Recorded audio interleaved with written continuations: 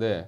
더 이상 이 14나노에서 그만 뭐 하고 괜찮으니까 그냥 쭉 하이엔드 제품군 저기 위 해서 좀 선 딱 끊고 나눠도 되니까 그렇게 좀 갔으면 좋겠습니다.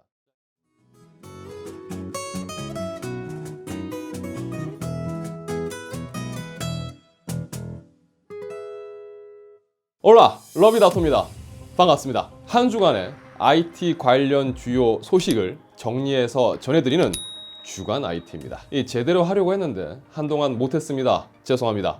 이제 확실히 정기적으로 다룰 수 있도록 하겠습니다. 자, 먼저 2020년쯤 그 실체가 나올 것으로 예상되는 AMD의 젠3 아키텍처 관련 소식입니다. 얼마 전 진행된 SC19 컨퍼런스를 통해서 AMD는 젠3 아키텍처에 대해 언급을 했고요. 7나노 플러스 기반의 제품이라고 밝혔습니다. TSMC에서 7나노 플러스 공정이라고 말하는 그러니까 7나노 EUV 방식을 베이스로 제작이 되고요. 기존 젠2 대비 15% 이상 IPC 증가가 있을 것이라는 언급이 있었습니다. 7나노 EUV 공정을 통해서 20% 이상 이 트랜지스터 밀도가 증가했기 때문에 기존 젠2보다는 클럭 스피드 향상의 이점이 있을 것이다. 또는 AVX512와 같은 명령 세트 지원을 갖출 것이다. 등등 다양한 이야기가 있었지만요. 어쨌든 평균적으로 제대로 된 성능을 보여주는 제품을 저렴한 가격에 소비자들이 만나볼 수 있도록 해주길 바랍니다.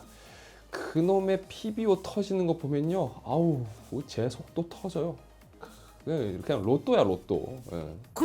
다음 소식입니다. 이 AMD의 스레드리퍼가 드디어 출시가 되었습니다. 핵심은 그거였죠. 과연 64코어 128스레드라는 몬스터급의 제품이 나오느냐 아니냐. 네, 결론은 나옵니다. 이것 때문에 1년간 희망으로 태웠던 분들, 저 역시도 그렇지만 꽤나 짜릿하셨을 겁니다. 그런데 2020년에 나올 예정입니다. 1월에 나온다고 했지만 그것도 확정할 수가 없게 되었습니다. 이 스레드리퍼는 어차피 사서 쓰실 분들이 그렇게 많지는 않을 겁니다. 우선 24코어 48스레드의 3960X와 32코어 64스레드의 3970X가 출시가 되었습니다. 보시는 것처럼 베이스트 클럭과 부스트 클럭. 그런데 저 부스트 클럭이 제대로 나올지는 잘 모르겠습니다. 나오겠죠. 네.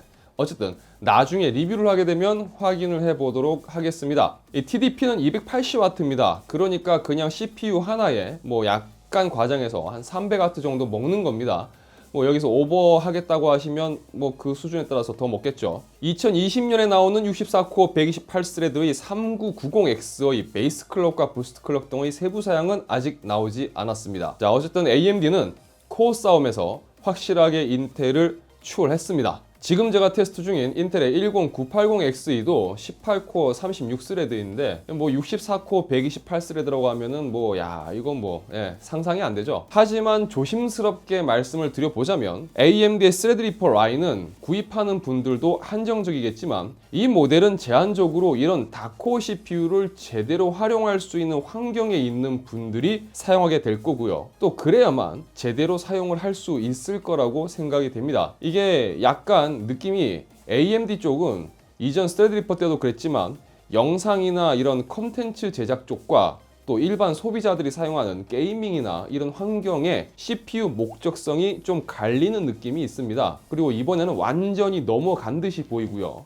그에 반해서 아직까지 인텔은 익스트림 라인이라고는 해도 뭔가 일반 사용자들까지 어떻게든 품어보려고 하는 것 같은 그런 느낌이 들죠. 선을 그어도 되니까 제발 인텔도 이제 좀 극 하이엔드를 좀 갔으면 좋겠습니다. 네. 더 이상 이 14나노에서 그만 하고 괜찮으니까 그냥 쭉 하이엔드 제품군 저기 위 해서 좀 선 딱 끊고 나눠도 되니까 그렇게 좀 갔으면 좋겠습니다. 자, 현재 해외에서 공개된 MSRP가 3960X가 1399달러, 3970X가 1999달러, 그러니까 그냥 1400달러 그리고 2000달러라고 하겠습니다. 이 1200원 환율로 계산해 보더라도 168만원, 240만원입니다. 상당히 고가예요. 그렇죠. 국내 판매가는 현금 최저가 기준으로 183만원, 266만원이던데 말을 아끼겠습니다. 어쨌든 정말 이런 CPU의 재원을 100% 활용해서 사용하실 수 있는 분들 아니라면 시쳇말로 이건 진짜 돈 입니다. 다음 소식입니다. 나름 2019년 올 한 해 뭐 좀 묵직했던 이슈들 중에 하나를 꼽는다면 아무래도 엔비디아의 이 주사율, 그러니까 가변 주사율 싱크 기능 중 하나였던 이 G-Sync가 이제 G-Sync 전용의 기판을 탑재하지 않은 일반적인 프리싱크 지원 모니터에서도 사용할 수 있었던 부분이라고 생각됩니다. 그런데 이제 여기서 한 발 더 나아가서 엔비디아는 기존 G-Sync 모듈을 갖춘 디스플레이가 더 이상 엔비디아의 그래픽 카드를 통해서 이 적응형 동기화 기술을 사용하는 게 아니라 속칭 우리가 프리싱크라고 부르는 이 VRR 기반의 동기화도 사용할 수 있게 되었습니다. 물론 기존에 출시된 버전 1과 버전 2의 G-Sync 모듈을 갖춘 모니터는 당장 이 기능을 지원하지는 않습니다. 아직까지 오피셜이라고 보기는 어렵지만 향후 펌웨어 업데이트를 통해서 지원할 수 있다는 가능성은 열려 있습니다. 그러면 이게 어떤 부분에서 장점이 있을까요? 쉽게 말해서 G-Sync 모니터는 어디까지나 엔비디아 그래픽카드를 통해서만 제대로 그 기능을 쓸 수가 있었습니다. 오히려 라데온 그래픽카드나 혹은 프리싱크 지원을 하는 게임 콘솔 같은 이런 것들과 연결해서는 그냥 싱크 기능이 없는 일반 모니터와 다름이 없었죠. 하지만 이제 엔비디아 그래픽카드를 통해서는 G-Sync를, 그리고 그 외 라데온 그래픽카드 또는 VRR을 지원하는 콘솔 게임기 등을 사용할 때도 이 동기화 기능을 사용할 수가 있는 겁니다. 그런데 여기까지의 이야기만 놓고 보자면 G-Sync 모니터는 일반 모니터보다 좀 비싼데 오히려 활용성이 많이 떨어졌었구나. 그런데 이제 활용성 부분에서 더 좋아지니까 그건 좋네, 이렇게 생각하실 수가 있을 겁니다. 하지만 한편으로는 엔비디아가 그동안 이 G-Sync라는 적응형 동기화 기술을 시장 표준화를 하려고 노력을 했지만 결국 시도해서 실패했고, 늘어나는 오픈 라이센스의 프리싱크 모니터들에 대응하기 위해서 어쩔 수 없이 엔비디아 G-Sync라는 기능을 이 프리싱크 모니터에도 맞춰서 지원을 해야 했고, 이제는 G-Sync 모니터도 결국 프리싱크 지원 소스에 맞춰서 작동하도록 변경했다라는 부분을 우리는 생각해 봐야 할 겁니다.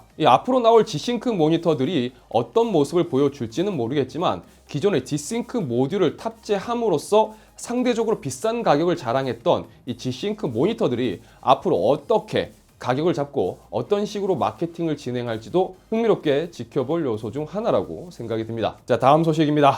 2019년 한 해 동안 지속적으로 인텔은 CPU 공급량 부족을 호소했습니다. 별도의 파운드리를 사용하지 않고 자체적으로 생산하고 있는 인텔에 있어서 생산량 부족은 결국은 누워서 침 뱉기나 마찬가지였는데요. 1년간 줄기차게 공급 부족을 호소했지만 어떻게 보면 그건 시장 분석과 생산량 조절에 실패한 인텔의 잘못입니다. 누구를 탓할 부분이 아니죠. 국내 기준으로 따지면 그놈의 생산량 부족 때문에 수시로 CPU 가격이 널뛰기를 하면서 소비자들은 꽤나 피해를 봤습니다. 그 중에 대표적으로 저도 피해를 본 사람 중 한 명이죠. 9900K를 80만 원대 샀어요. 네, 인텔. 기억하고 있습니다. 자, 어쨌든 이게 단순하게 일반 소비자만 피해를 본 건 아니었습니다. 로이터 통신에 따르면 3대 PC 제조업체 중 하나인 델의 최고 운영 책임자 제프리 클라크는 인터뷰에서 인텔 CPU 공급 부족으로 4분기 예상 출하량에 영향을 받았다고 밝혔습니다. 이 소식이 사실 간단한 소식이긴 한데, 인텔의 공급량 부족은 이제 파트너사에서도 말 그대로 씹고 있는 상황입니다. 과연 2020년은 이 공급 부족 난에서 벗어날 수 있을까요? 자, 한 주간의 IT 주요 소식을 정리해서 전달해 드렸습니다. 조금이라도 여러분들에게 도움이 되었기를 바라며 영상이 유익하시다면 좋아요와 구독 그리고 알람 설정 아시죠? 부탁드리겠습니다. 저는 다음 영상에서 다시 인사드리도록 하겠습니다. 시청해주셔서 감사합니다. 지금까지 아토였습니다.